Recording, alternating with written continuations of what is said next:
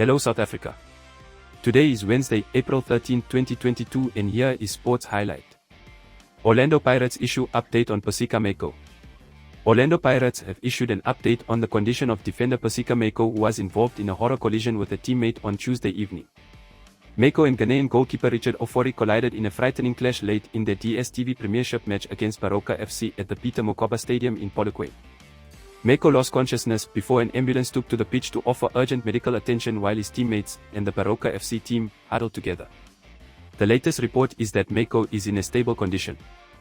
Following the emergency injury involving defender Paseka Mako in the DStv Premiership clash against Paseka FC last night, Orlando Pirates Football Club can confirm that the 28-year-old is in a stable condition. The doctor has revealed that CT scan results have shown no signs of skull fracture or any brain hemorrhage. However, the player has sustained fracture to the face and nose.